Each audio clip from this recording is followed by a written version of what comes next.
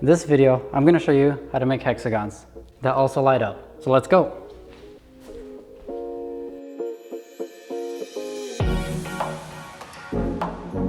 Alright, so off camera I actually did a prototype. It's right here. This one happens to be 10.5 inches.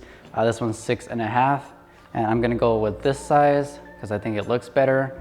And I'm going to be using walnut and poplar for this project, but you can also use pine from the big box store, which will save you the process of cutting this down to strips. So I'm going to show you that process now. I started by cutting down my wood to 1x3s. You can totally skip this step if you buy a 1x3 from the big box store. I'm going to be making 14 hexagons, and one 1x3 2 foot long will give me 2 hexagons. So I need a total of at least 16 foot long 1x3s. I like to buy a little bit more just in case I mess up or part of the board is unusable. You can determine how much you need to buy for how many you want to make. Okay, now that I have my 1x3s, I'm going to set up my miter saw 30 degrees towards the left. Measure from the end of the board 4 inches in, and that is where you want your saw to cut.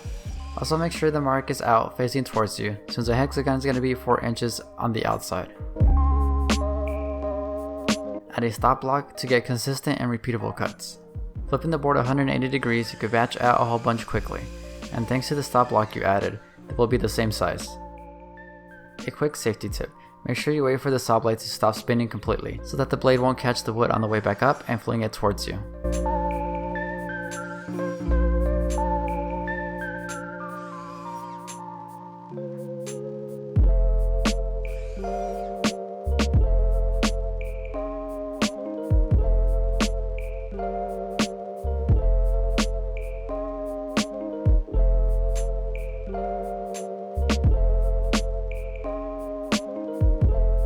Alright, so I have all my 6 pieces for my hexagons cut out here. You can probably tell that they're a little bit thicker than 1.5 inches. They're actually a little bit over 3 inches.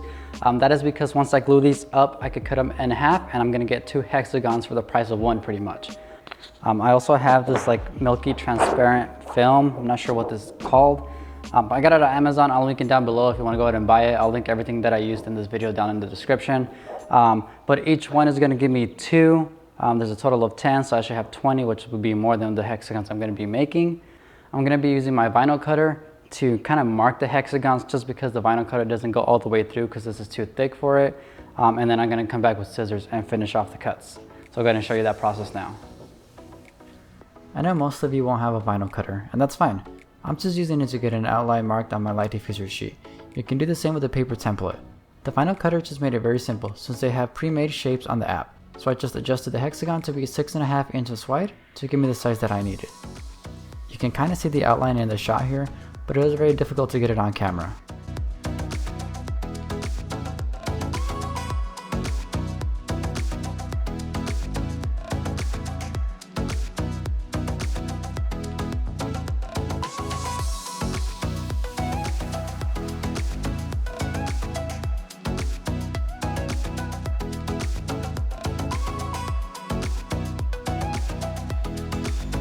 I then had to route out a small groove for the light diffuser to sit in.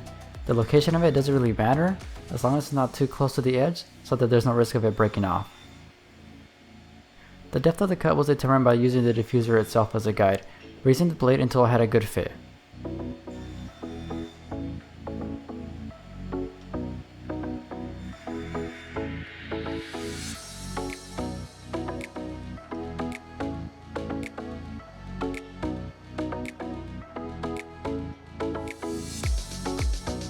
Because these hexagons are going to be split in half to make 2, I needed to route out the groove on the opposite side as well.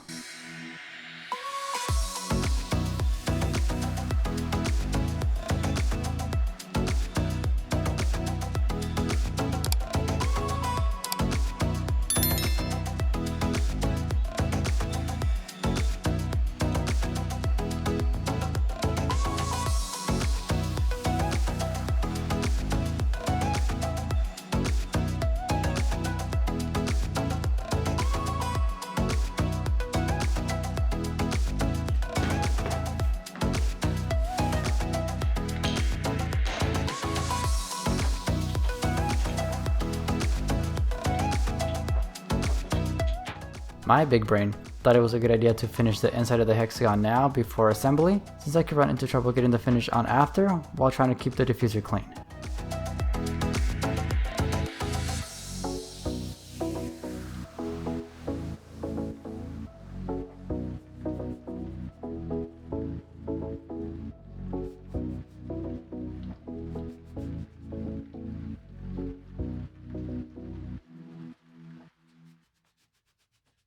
Alright, so now that I apply finish to the inside of my hexagons here, I'm going to line them up and kind of tape them together so it's easier when I glue it up. So, on there.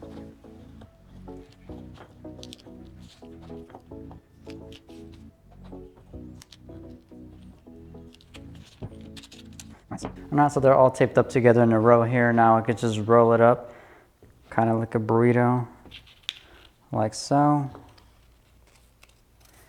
And then boom, our hexagon. I just gotta add the light diffuser in here with the wood glue, and then we'll let it dry.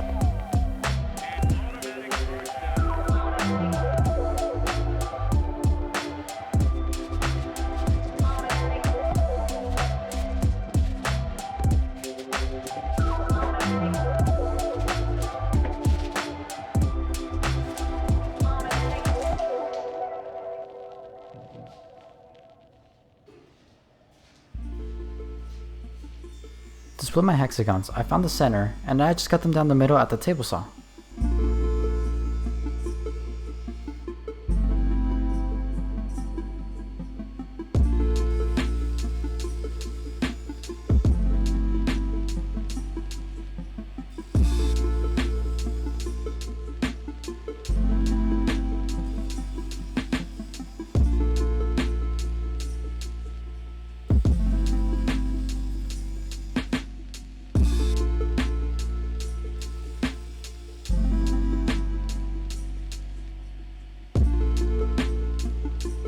After cutting my hexagon into two at the table saw, it left with some uneven cuts in the back, but that was easily fixed with some sanding.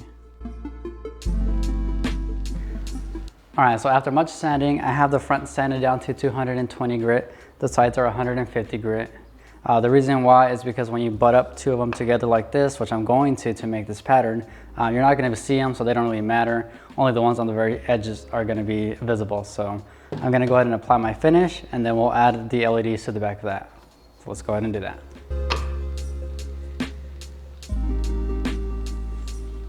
So I'm going to apply the Danish oil to my rag. That way I can avoid getting it on the light diffuser itself. So the finish I'm going to be using is Danish oil medium walnut. This will darken the lighter poplar a little bit, but not too much. Oh, that's a lot. Okay.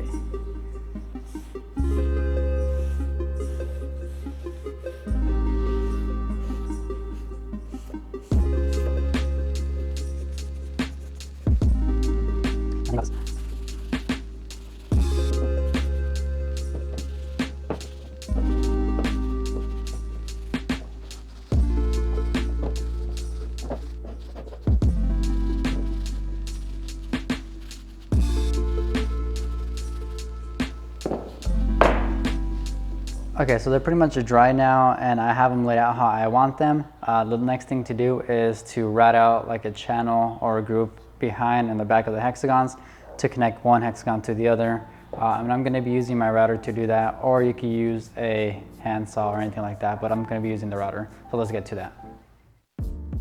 I set up a quick and dirty 90-degree corner with scrap to act as a backup board to reduce the tear out. Not that anyone will ever see this on the wall.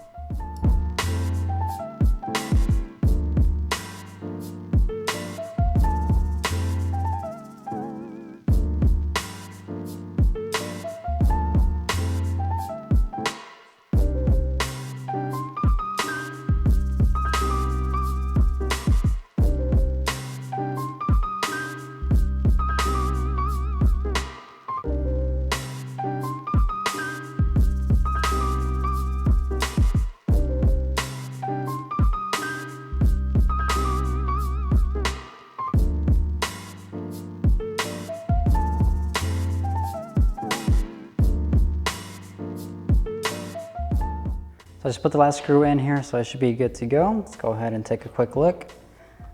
Boom, like that. Hopefully it looks good. I can't see, it's a little dirty, but we'll clean that right up. All right, so the box comes with some 3M tape adhesive and connectors, a big ass remote, big ass power adapter, with a controller box, and then 4 LED strips or lights. So let's put it all together.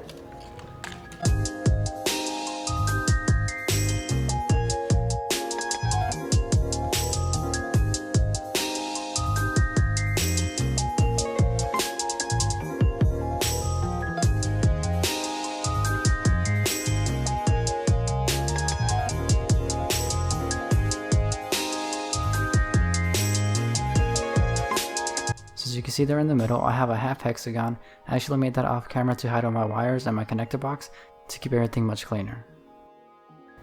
Alright, so the power cable comes in through this hole at the bottom here, goes to the controller box. The sensor wire comes in through another hole on the opposite side, sticks out over here, you can kind of see it. The controller has reach there, so that's good.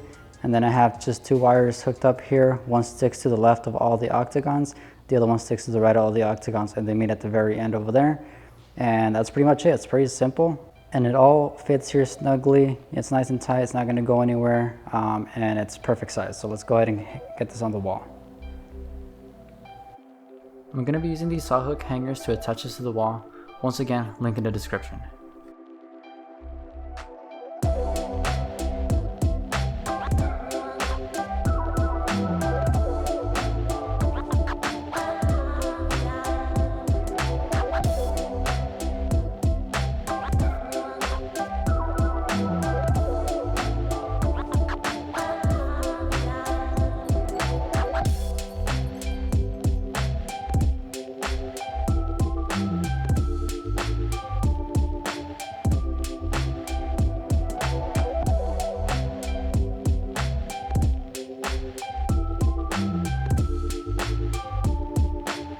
That's gonna be it, guys. Thanks again for watching another one of my videos. If you like what you saw, make sure you hit the like button.